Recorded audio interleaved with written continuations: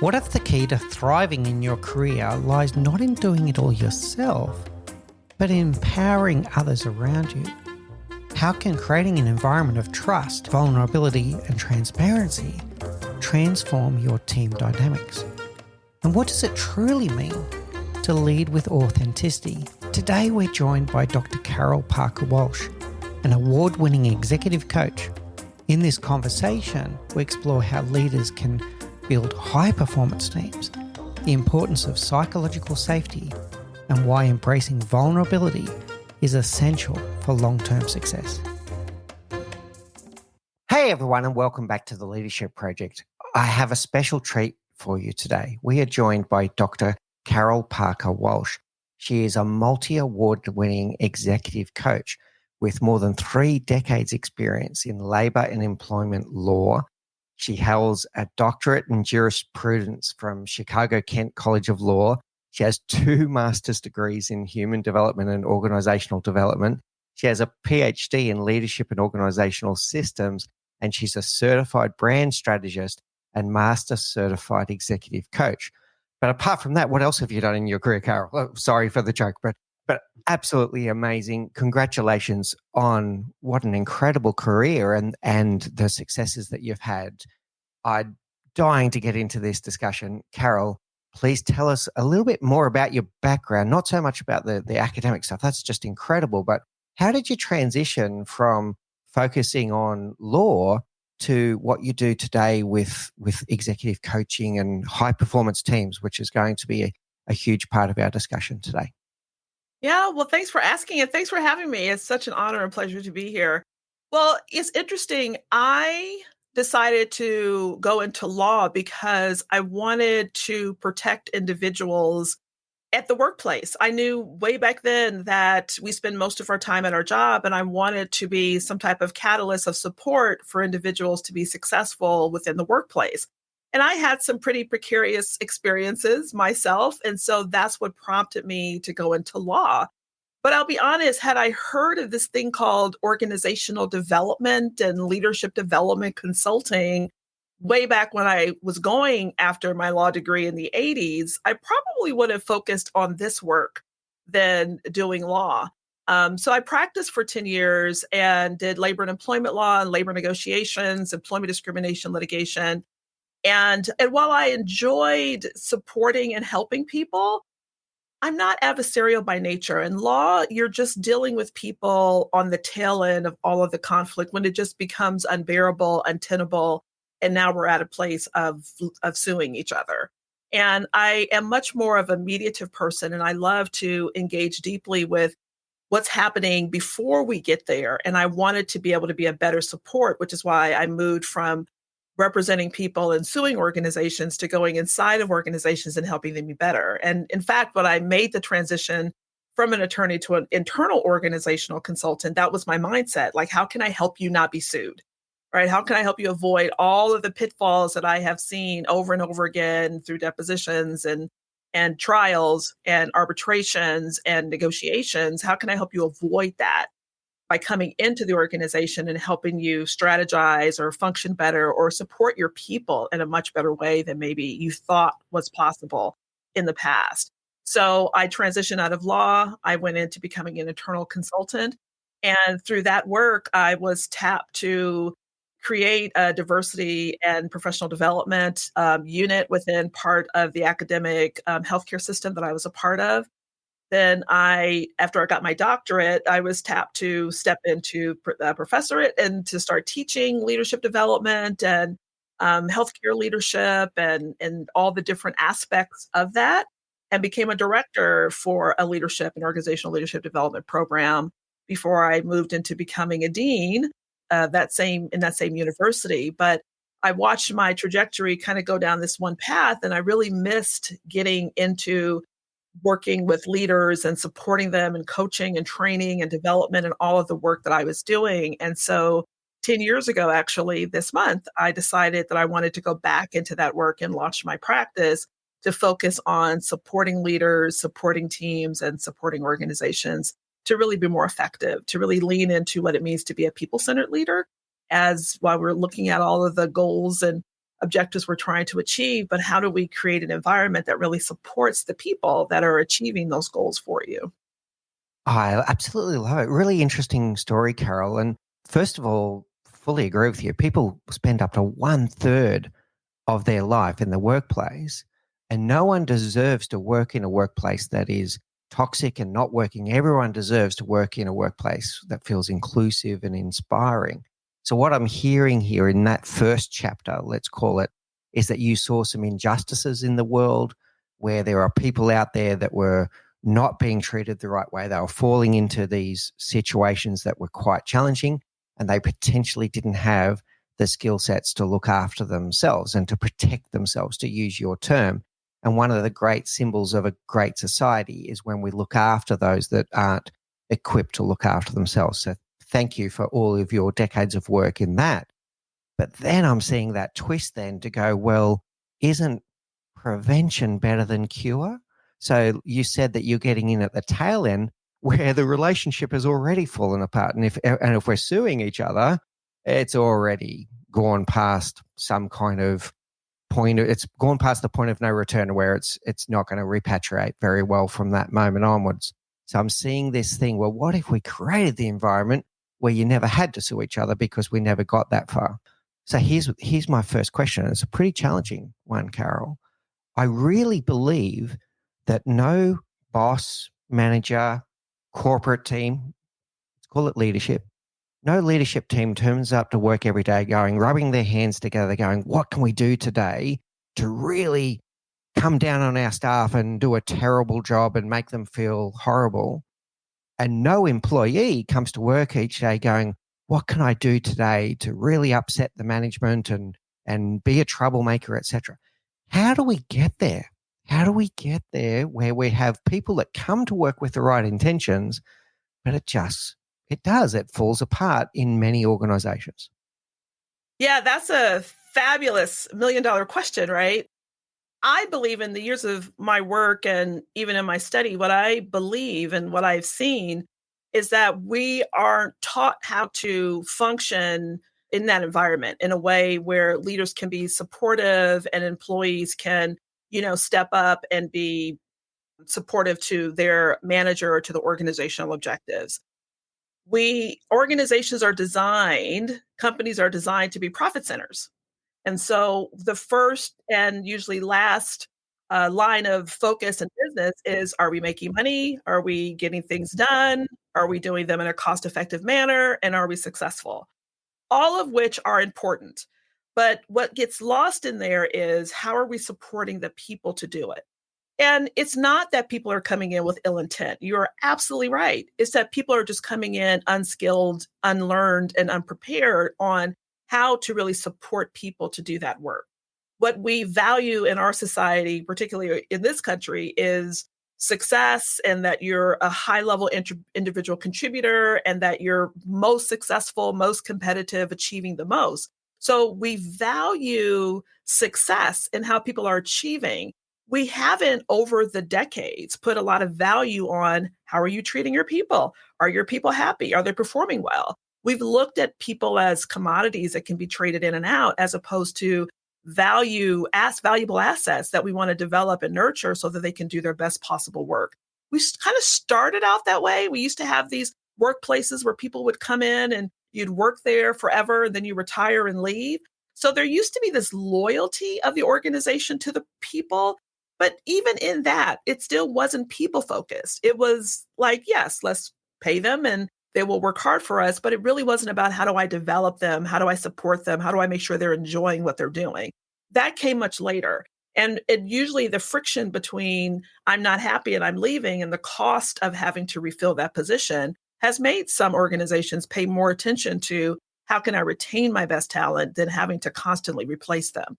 So I think part of the issue is, you're correct. There's no ill will going in on either side. But the focus had been all about the profit and productivity, and people just adapted to that. So because we weren't able to support individuals and how they would grow and develop, or how we teach or work with individuals, or how we support them in their career trajectory or to be successful, because we weren't focusing on that, we were just becoming much more demanding on the delivery of the service. And in that, there's conflict, there's friction, there's ignoring of people's values and expectations, there's rebellion and resistance to that happens. It's just all part of human nature.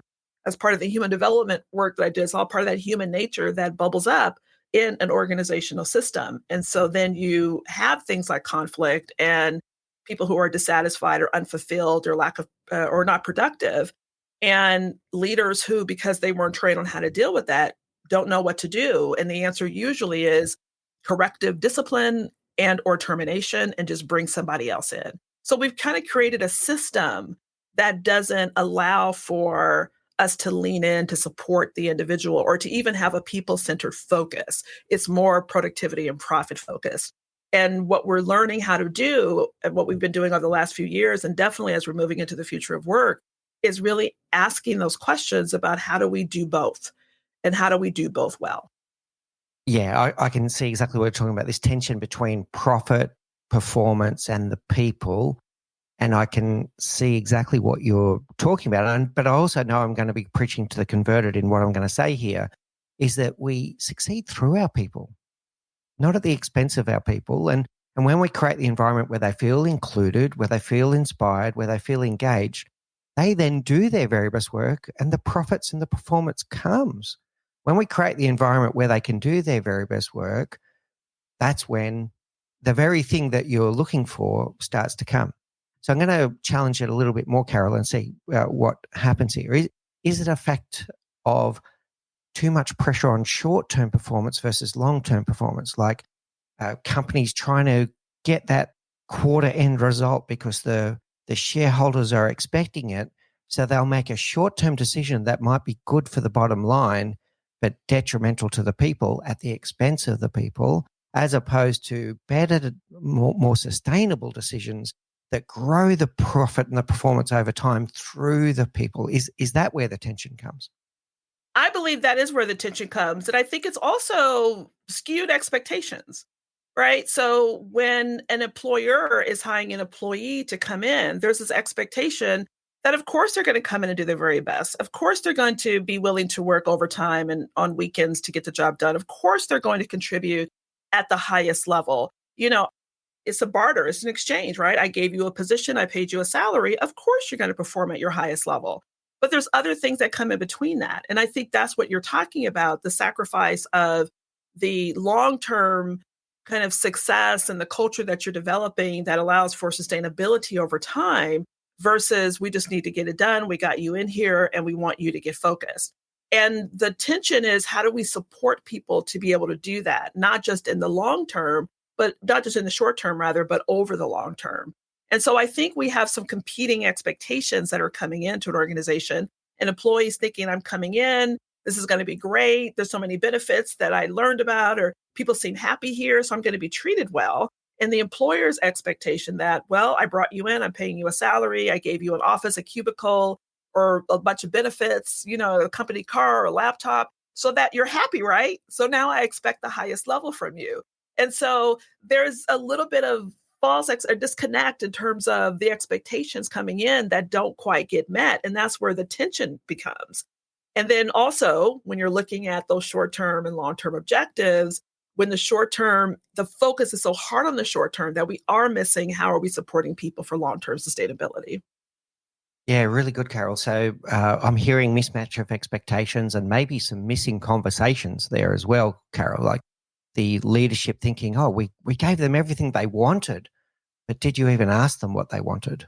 So there's a mismatch in both ways. So there's a mismatch where the leadership are going, well, why aren't people stepping up and stepping in here? We gave them everything they wanted, but they never asked what they wanted. And I do some work with executives sometimes around salary negotiation, particularly with women, because women are notoriously bad at asking for anything. But the mindset is I'll just say yes to everything they're saying along the process. And once I get in, then I'll ask for this or I'll demonstrate my ability. And then they'll be much more amenable to providing an extra benefit or more time off or other things that would really make them a much more effective employee. And in a lot of ways, they're a little bit hesitant about asking for that up front So that contributes to the false expectation as well. Because employees don't feel like they can negotiate in that process to say, listen, this is what's going to help me be highly successful here. And I want to make sure that I'm coming into an environment and you're creating the space and we're in agreement that if I get these things or I'm able to operate in this way, that I am going to perform at a high level for you. I am going to bring my 100% best for you. And so that's sometimes a little bit part of that mismatch and those false expectations that kind of come in and that tension that is caused in between the two. Yeah, I see it, and definitely two-way mismatch of expectations and missing conversations that people could have to do that. The next thing I want to ask is what role a breakdown in trust plays here, right? So something that you said a few minutes ago, Carol, was, people, a lot of companies do say, people are our most important asset, and they'll say we're a people first company, and they'll have a lot of office wall plaques that say how much they care about their people, but the actions don't always match what the rhetoric is saying. And then when the actions don't match what the leadership team is saying, that's when people start not trusting leadership. And then they start backing off and disengaging. And guess what? Then the leadership start mistrusting the people because the people aren't delivering what they thought they were going to deliver. So it becomes a spiral where the trust just gets worse and worse. How does that sit with you? Yeah, and I believe that comes about because there's a very big difference between talking the talk and walking the talk. No organization is going to lay out and say, listen, we don't trust our people, we mistreat them, we want the best out of them. You're lucky if you get a paycheck, so come on and work for us, right? So all of organizations will espouse this idea of people forward and we believe in our people and we support them and we provide opportunities. It's what would make an employee want to come into an organization. And I think a lot of organizations believe that is what they're creating. The problem is what they're espousing, but what the true nature of the culture is, usually that's the disconnect, where people maybe aren't feeling as if they have the opportunity to complain about what's happening in the organization, to challenge the status quo, to feel comfortable making mistakes or errors and seeing those as opportunities for learning and growth. Or the organization itself is not a learning, growing organization. It's really steeped in tradition, and this is the way we do things, and this is the way we always done things, and this worked for us in the past, so we're going to continue to do it. So in a lot of ways, organizational culture may be espoused in one way, but it's actually lived and experienced in a completely different way. And sometimes leadership may be experiencing it one way. And that middle management level, where usually is the turn between, fulfilling expectations of the upper level management and really the employees who are delivering the work, is where the disconnect can often happen. Is where the espoused values and the espoused nature of what the culture is saying it's not being carried out because you have this layer that of managers who are overtaxed, who are undermanaged, who don't have the resources that they need, who are trying to have these competing factors to meet these demands of the higher level of the organization while still trying to support their leaders. And that's usually where the rub meets, where people are having challenges and issues. And I think that is one of the biggest things that causes some of the disconnect between who we say we are and who we actually are, right? So how we see that play out is there open communication? Is there opportunity to fail? Can I speak up if I see something going wrong? Or can I bring forth an idea or innovation that may change things or make us be for the better? Are we a learning organization where we're seeing opportunities to grow as opposed to trying to suppress that and keep us the way we are? And those type of things can come from an overworked, overtaxed manager, that middle level that's like, I don't have time to be innovative and creative. I have objectives that I have to meet, and I'm not getting the support to develop the way I need to or to develop my talent that's underneath me.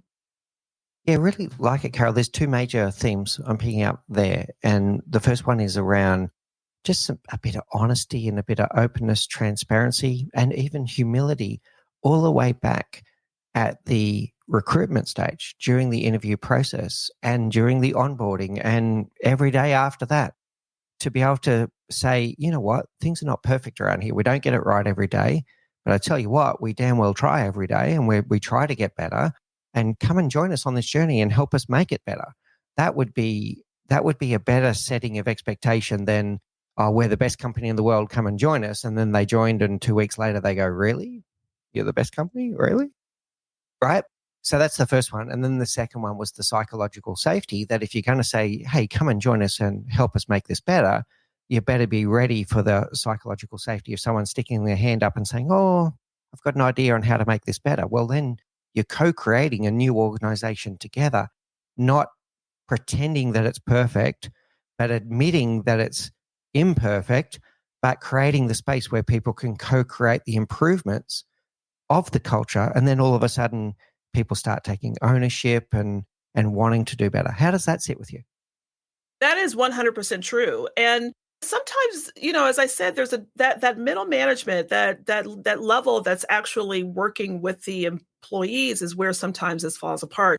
I have talked to C-suite senior leaders, higher level leaders that are shocked when they get an employee survey or an employee feedback and people are unhappy or there's a higher amount of turnover or things of that nature because they've been in conversation with their directors or middle managers and they're communicating everything's great, everything's fine, people are happy, we're getting things done.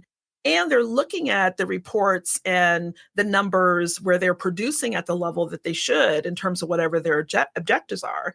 And they think, okay, everything must be well. And they're not having that larger conversation with the organization to really understand what's happening.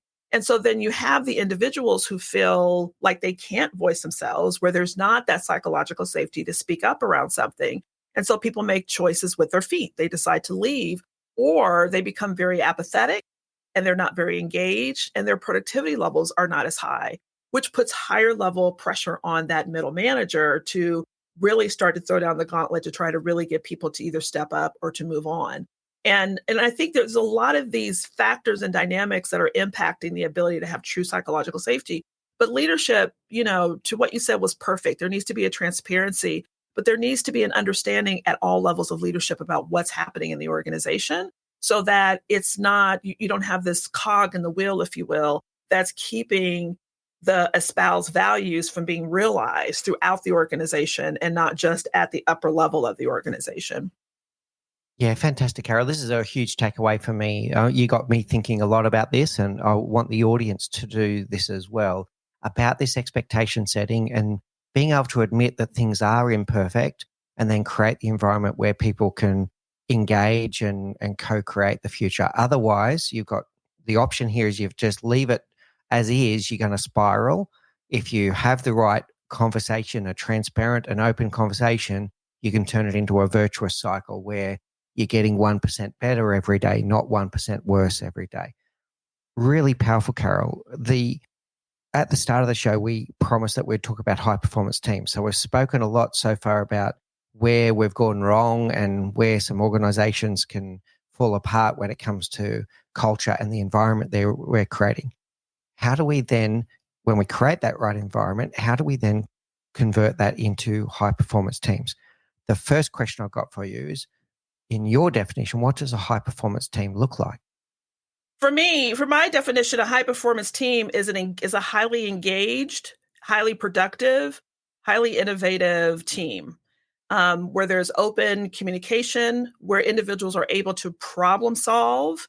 There's a high level of self-sustainability and self-accountability and the ability to bring forth solutions and to really support and elevate all of the goals and objectives within that particular team. So for me, that is a high performing team. It's almost in a lot of ways a self-managed, highly evolved group of individuals that are able to function at what it's called a high level of high performance. What I'm picking up there is a lot of almost interdependence there. So the engagement, the problem solving that you spoke about. And what I'm not hearing is a lot of waiting for the boss to decide on things, that they're autonomous, semi-autonomous, that they're almost working like a machine, that everyone plays their part, but they don't have to wait for someone else. They just get on with it. Is that what I'm hearing? That's exactly what you're hearing. And, part of and I alluded to this before, that part of where the breakdown with a lot of success in organizations is at that management level. And what we know statistically is that 78% of managers are feeling overtaxed and overworked, We know that there's a lot of turnover at that level because there's a lot of burnout for them at that level, that they're not getting the resources. 48% of them are saying we're not getting what we need in order to support the team that we want or the resources to help us be effective. And most managers, people who are promoted in people leader positions, are promoted because they themselves are high performers, because they themselves have delivered, because they themselves have achieved great things in the organization. And so they get tapped to say, well, you would make a great leader because look at how well you're doing. So we want that to rub off on their people. But what's so critical, one of the key things when people move into management or to people leadership positions is they have to move from being the catalyst or the expert to the catalyst is what I say. They have to move from being the SME, the subject matter expert, the one who knows everything, the one who does everything, to the one who becomes a catalyst to support their team to do that. This type of leader or this type of person that steps into this role usually aren't good. They're not really good at delegating because they're used to doing everything themselves. They're not good at communicating because they're used to just getting the information and moving forth without having to explain or bring people along or invite people in or motivate people to join the vision or be a part of the vision. They're used to working very independently. And so they lead in the same way with the expectation that people will just pick up and act the way they've been doing. But not everyone has that same ability or acumen. So what's missing is really helping that new people leader understand how to shift from being an expert to a catalyst for change. When we can help shift their mindset from what it really means to be a people-centered leader as opposed to just a leader, that begins the process of them getting the tools and resources they need to then help the people on their team become those high performers, become more self-accountable, to be able to work independently without having to always go to the boss saying, okay, I'm stuck. What do you think I should do? Because you're holding all the cards to your vest and you're not giving them the opportunity to be able to bring forth any other options or to even up-level their own expertise and knowledge and wisdom to be able to be a support on the team.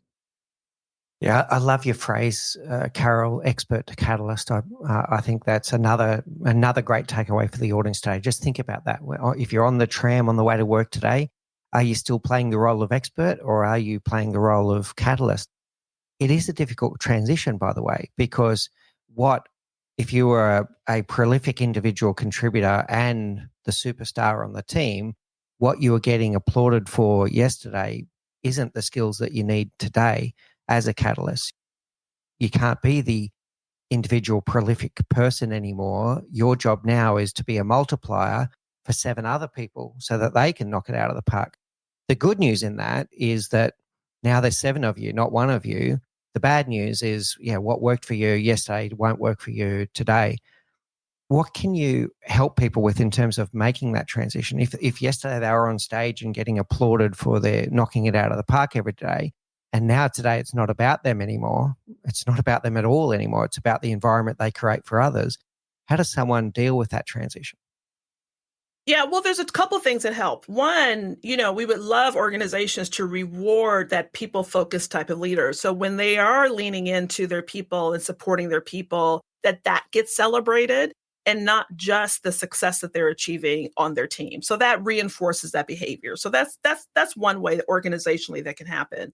But for the individual, it really helps to shift their mindset to see that, wow, if I can turn these 7 people on my team into exceptional people, if I can create our team into, I love superheroes, and Marvel comics and all of that kind of thing. So if I could turn our team into the Avengers, right? When you think about the Avengers, it's not just the one person who does everything and then the other people are just backing them up. Every person on the team is a superhero, right? Every person on the team has talents and skills and abilities that if you learn how to leverage and harness them, then we can all be excellent, right? And that's going to make you as the leader actually get the credit for having such an amazing team that is functioning at such an amazing level and to set the example.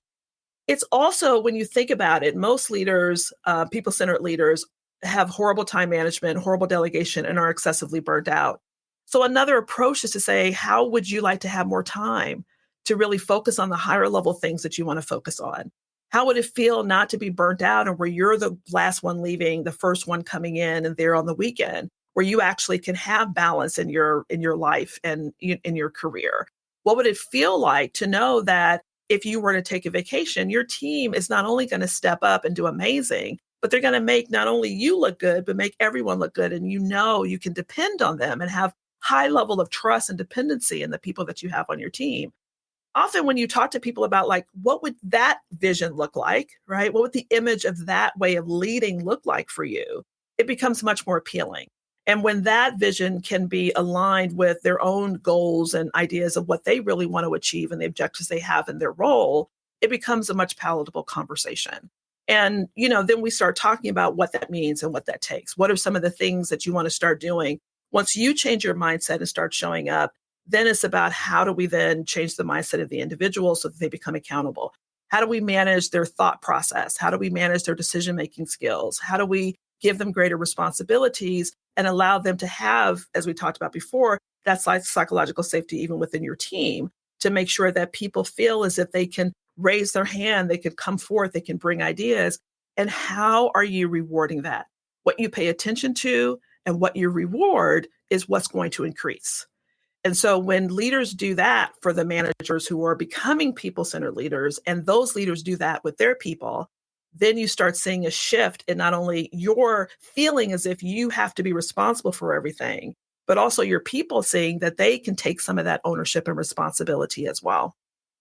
Yeah, really powerful, Carol. We absolutely get the behavior that we celebrate and reward. That's exactly what we do.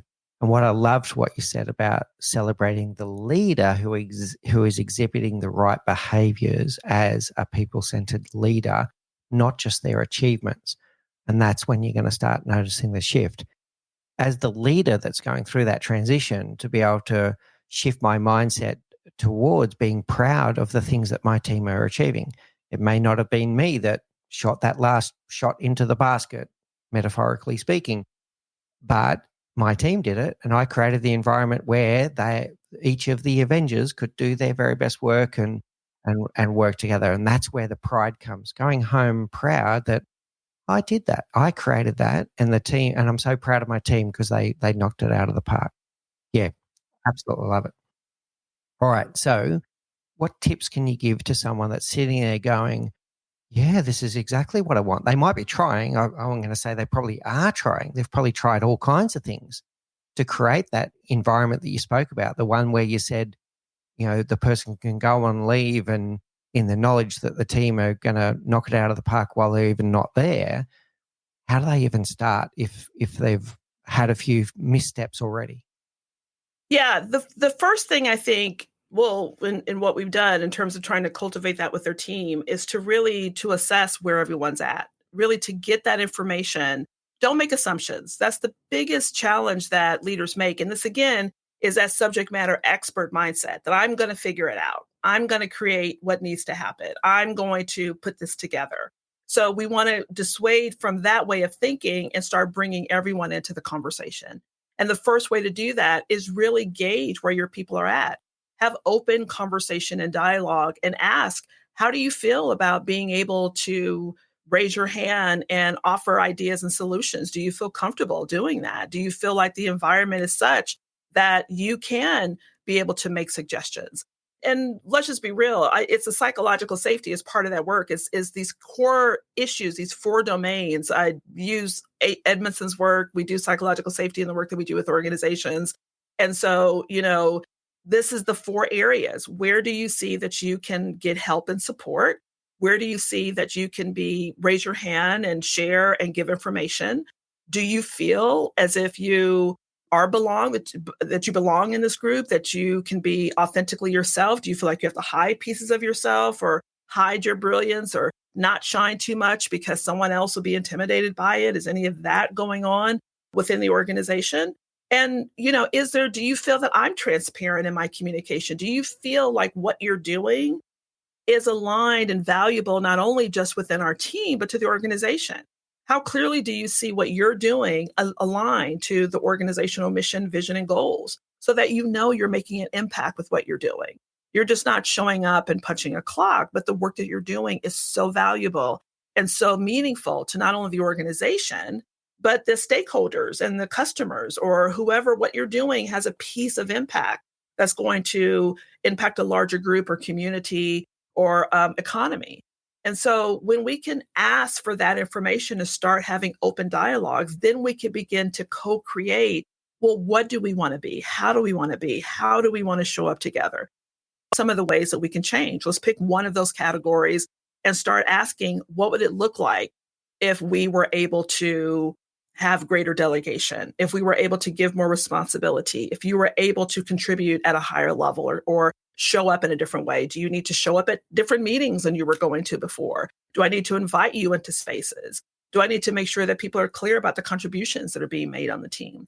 So I'm giving a lot, but I'll back up. The first thing you want to do is not think you can do it yourself, but invite the team into the conversation and ask those questions, get that data, and then you could begin the process of co-creating it together. Yeah, there's a lot of powerful steps in what you're talking about there, Carol. The first thing is you don't have to have all the answers. This is one of the things in my life. It took me a long time to realize that, by the way, Carol. Yeah, you don't have to have all the answers. You've got a team around you that are all individually got their own superpowers. They probably have the answers. And by the way, when you stick up your hand and say, hey, team, I don't have all the answers, it creates the environment where they would be willing to do so as well. You're role modeling that humility and that authenticity that you want to see. And vulnerability. Absolutely. And the vulnerability, yeah. And then once you can do that, you can have a really honest conversation about the self-awareness of where the team's at, what are the strengths, what are the weaknesses, what do we need to do better, start co-creating that. There was something else in there, though. The thread of alignment was really important, but there was a double thread there that I picked up. One was an inclusiveness, and then there was the ability to show up as my authentic self and then have the co-creation of the future and with an alignment. So let me play that back to you, what I heard. The alignment started with, why am I here? Why am I here? What do I bring to the table? Be proud of that. Then why are we here? What are we collectively trying to create? How do my superpowers and the things that I know I'm good at contribute to that broader vision? So why am I here? Why are we here? And then I'm going to say, why are you here? Because then if there's 7 of us, we'll keep on using a team of 7. If I understand why I'm here, if I understand why we are here, I understand why you are here, what gifts you bring to the table, all of a sudden we can have that co-creation conversation because there's trust, there's these aha moments of, oh wow, we can co-create something that's much bigger than any of us individually. We've all got our own gifts, but putting 1 + 1 + 1 + 1 and making it equal 27 instead of 5, that's what we're here to do. How does that sit with you? Yeah, you articulated that beautifully. That's exactly what it is. As an individual, if I know that I have something amazing to bring to the table and that's acknowledged, that's referenced, that's clear not only to myself but often reiterated back to me while I'm there, it lets me know I'm making a contribution. And then when I know how to link that to the larger goal and vision, then I can see where the other people, what they're bringing to the table that's going to really support that. And then I know I have people to rely on.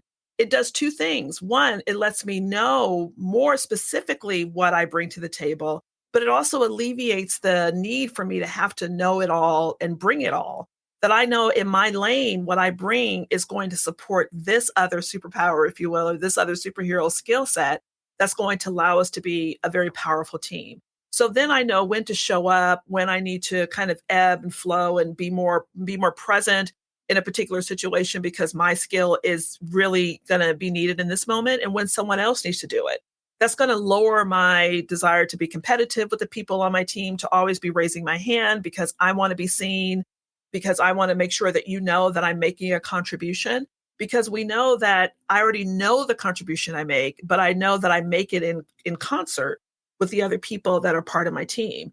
And that, yes, together as a superhero team, this is what the impact that we're making at the larger level. So being able to build that level of support or acknowledge and iterate that individual contribution and ability and capability in addition to the team capability and contribution, that also begins to alleviate this idea that me as manager, me as people leader, needs to be the one that is guiding, leading, and directing at all times. Because I know we have players here that allows that to happen. And that makes such a big impact.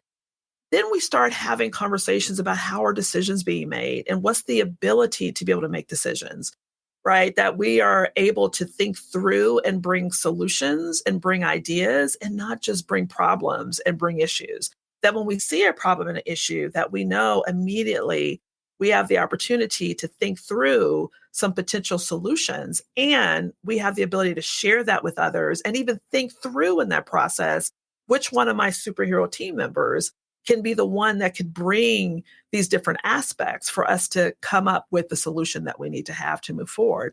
And then how are decisions being made? Are we able to, how much power and leverage do we have to be able to say that we came up with this and we think this is the way to go, and that can be co-signed and agreed to? Or does it have to constantly go through chains of command, right? We know not everything can totally be decided upon the individuals with the team, but how much decision making do they have? And if they have a little bit of it and know where those areas are available to them, then again, that alleviates the pressure of that leader being the one who has to hold all the cards and have all of the responsibility. But you articulated that beautifully, right? If I know why I'm here, if I know why we here, and I know why you're here, then it makes such a big difference on how I show up. So my level of complaining, right? I saw some study that managers spend 2 to 3 hours a week on employee drama because people are complaining about, well, why is so-and-so get to do this? Or why is so-and-so got that opportunity? Or why aren't you delegating to me? Or why haven't I been picked for something? And so because I don't have that transparency of information, because I don't know that you respect the skills that I have, that I'm not thinking that my skills aren't needed right now, but in the future they will be needed and they're valued even if they're not leveraged in this moment. Because I don't have that information and I don't have the confidence in that, I'm going to be a little bit more problematic, and I'm going to focus in a little bit more competitive way or unproductive way, or a way that's not going to be conducive for us coming together to be successful. And so this makes such a huge difference when a leader can see that it's not just about them, but it's about really creating this with the team, that they are then creating these high performers as opposed to what maybe they're usually experiencing, which is a high drama. A lot of those fairness and equity challenges that you're talking about, they do come from a lack of transparent and open conversations about, this is this person's time now and here's why, and your time is coming and here's why, right? So it's, really good. I like that. We're building a very strong recipe here, Carol. So let's talk about the engagement that we're talking about here. People want to feel seen. They want to feel heard. They want to feel valued. They want to feel that what they do matters. So everything we've been talking about will build that, because they will feel like they're doing something meaningful, the bigger purpose of the team. They'll feel like they're contributing because they understand, who am I and why am I here? And when I feel like I contributed, I can go home at the end of the day to my family proud that I contributed to something meaningful. We then have this open relationship where we understand what others are bringing to the table so that we trust them. Now we understand how our superpowers might come together to be the Avengers and do far more than any of us could do individually. Then some other threads that I heard in there, we're also agreeing to the behaviors and culture that we want as a team. Psychological safety is going to be one of them, but it's, all of that. Let's go to Kim Scott's work as well as Amy Edmondson and talk about radical candor, where we can have really proper, robust conversations about things that need to be discussed. Then I heard another really key one, Carol, which was then we're going to agree on our ways of working. How do we prioritize? How do we make decisions? Who does what? Who does what, when, where, and how? People start relaxing because they go, well, this is just going to work. It's going to start looking like a machine. We understand what every single part of the machine does, how to do it. We will understand what will happen if a crisis comes. We'll understand what to happen if this happens, etc. This feels exhilarating at the same time as it feels almost relaxing to get away from that lack of understanding. So the opposite of this would be when people don't know all of those things. They're very powerful, Carol. There are reflections there on bringing those threads together. Yeah, this idea of vulnerability and transparency are very challenging because what often happens is we lean more into, and this is very common, we lean more into impression management and striving to make sure that we look good and that, we sound good. This is the thing that inhibits us from asking questions, from being vulnerable, from fear of making mistakes, being seen as incompetent or ineffective. And again, as I talked about before, what gets rewarded and what gets paid attention to is the thing that we're going to see more of than maybe what we don't. And so if we see collectively that that's happening, that's going to be problematic. And so I think that the desire to lower this idea that we want to have this external perspective or perception of perfection and greatness and just be real and raw and have the authenticity of what's really happening, it lends itself to this greater amount of vulnerability and transparency that opens up for these things to happen. I always tell people, particularly if you're in an organization that this is maybe a new concept with, or it's, happening in pockets of the organization, but maybe not collectively, that going from what we're talking about from maybe where you currently are, if it's not with a high performing team, it's messy. And I like to normalize the idea that it takes a moment, that if you think about any kind of renovation that you've done, you go from what it was, it has to be torn down and then reconstructed into something new. And that reconstruction process is messy. And maybe you mismeasured something and now you got to pull it out and put in a new cabinet because you thought the measurement was this, then the order came in and it was something completely different. So you have to adjust. So in the midst of that, there has to be adaptability and flexibility and resiliency so that there's not this idea that, okay, just because I think it and I want it, it's going to happen. We're dealing with human behavior and human behavior is messy. And I like to always normalize that it doesn't have to be catastrophic, but it's going to take a little ebb and flow. It's going to take a minute to regain trust, to rebuild trust. It's going to take a minute for people to really think what you're saying is going to be the way. It's going to take people a minute if you're being vulnerable and you haven't been before for them to say, what's going on? Is something wrong with this person? Is something happening?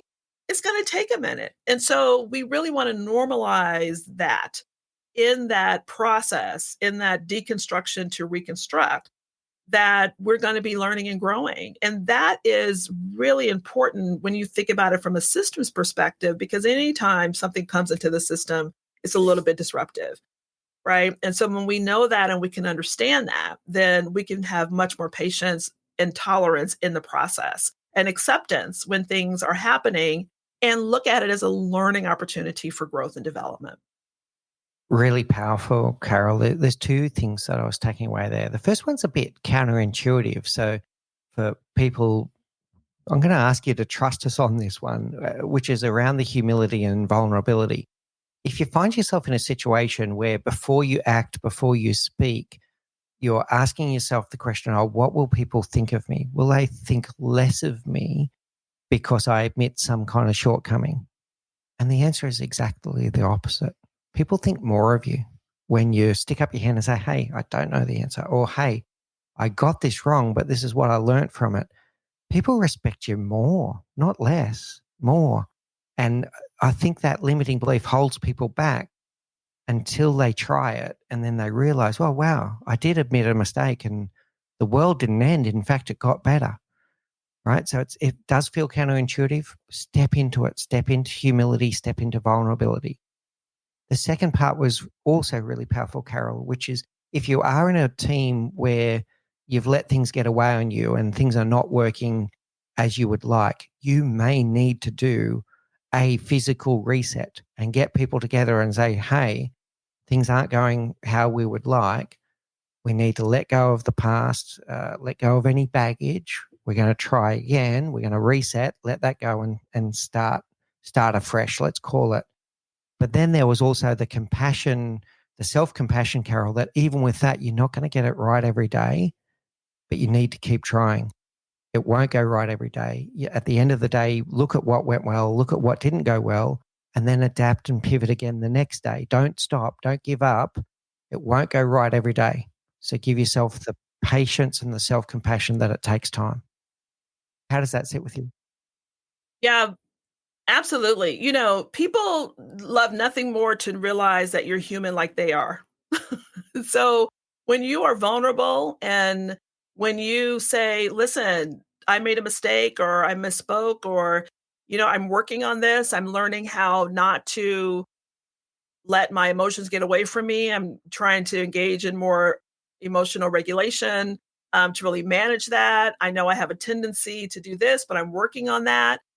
People love nothing more to realize that, wow, you're human too, that you make mistakes too, that you're struggling with something too, that you're working on improving on something too, because it lets them know that they have permission to not only engage in that process themselves, but to be open about that as well, because it may be helpful to other people. So 100% that is the process, and to definitely normalize it. The thing too, when you're going through this process and you're moving into a high performing group, you may find that some of your team members signed up for the other way. They signed up for, not having this to be responsible. They like going to you and you having all the answers. They don't want to have the accountability. They don't want to be problem solvers. They kind of like to be the ones that point out all the issues and not have a responsibility of trying to correct them. When you are creating or co-creating what you want to create on your team and you're setting the foundation for those values, those core values, those ground rules of how we operate, what we're trying to create in terms of building a safe place, how we want to have radical candor, how we're bringing in these different kind of thoughts and methods and how we show up. It's an opportunity also to, and I'm not encouraging that you don't give people options to change, try, or make it work, but it's also an opportunity to invite people to join you in the process or make decisions about whether or not this is really something they want to be a part of, which could also be a difficult conversation to have and a difficult thing to think about. But on the other side of that, I want you to consider that now maybe your hiring process changes. Maybe what you were initially looking for when you brought people onto your team shifts. So now you're looking for people who are fitting into the culture you're creating in terms of the environment that you're creating. You're asking questions about how open people are to learning and engaging. How do they feel about making mistakes and failing? Are they open and vulnerable to sharing things that they're going through or working through? Do they have the capacity to be fluid and adaptable and resilient as things may change and innovate within a team? You may ask different questions that will make sure that you're continuing to grow and build that amazing team that you're trying to create to something that is just focused on, can you do the job? Will you show up? And, here are the times you need to do it. So it'll become much more of an expansive process, even as you think about your hiring process and as you're promoting and inspiring other people on the team to step into other things that we want to do beyond the team. But it really shifts how you show up and how you think about the people that you bring on. Yeah, really good, Carolyn. I have to say that I fall into this assumption sometimes that people want what I want. We're all different. We're all different. So having that open and transparent conversation about, hey, this is the team I'm creating here. This is the culture that I want. Allow people to say, well, that's not what I signed up for, and I'm going to go and work on a different team. I think that's very, very valid. And then when you do the recruiting process, be open and transparent about the team you're trying to create, and how does that sound? Is that sounds like something you'd like to be part of? Yes or no? And we're not talking about the mission and the purpose now. We're talking about ways of working and the culture we're going to set. That's really powerful, Carol. All right, I feel like I could talk to you for 27 hours and still be learning things, but we better draw it to a close. I'm going to bring us now to our rapid round. So what is the one thing you know now, Dr. Carol Parker Walsh, that you wish you knew when you were 20? I wish I knew that my voice mattered. And as much as I thought of myself as someone who was very, bold and audacious and courageous in how I showed up in the world, I realized that I was hesitant around really speaking up and sharing what was important to me, what was meaningful to me, because I have since learned by doing that, it gives you greater opportunity for allow you to get the things that you need and that you want in order for you to thrive, flourish, and be successful. So that's one thing I would say to my 20-year-old, which I say to my 25-year-old all the time. Very good. Your voice does matter and you do matter. I love it. What's your favorite book? Oh goodness, there are so many books. I love Presence by Amy Cuddy, and I think that book comes to mind because I do think about showing up and owning your space and feeling really valuable, self-valuable about that, having self-value around that. So that's the first book that popped in my mind. There are so many books, but that's the first one that popped in my mind. We spoke about superpowers before, Carol.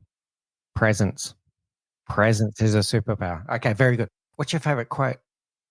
I'm going to butcher this quote, but my absolute favorite quote is by F. Scott Fitzgerald. And my paraphrase of it is, I hope you're doing something that you love, but if you're not doing it, I hope you have the courage to go after what it is that you do love. So that's my interpretation of it. That is, I love that quote because what it does is give you permission to change. It gives you the permission to, if you're going down one road, you don't get into the sunk cost fallacy, but you know that there's always an opportunity. It's never too late. I think that's part of that in there too. It's never too late to make a change. And I hope you have the courage to make that change when it's time to do that. Absolutely wonderful, Carol. There's going to be people in the audience that are completely enthralled with everything you've said today, and they may want to know more about you, your work. They may want to take advantage of your services. How do people find you? Well, the best place is to go to my website, which is www.carolparkerwalsh.com. And that will lead you to all kind of places. I have blogs and articles, and I have, courses and resources that are available.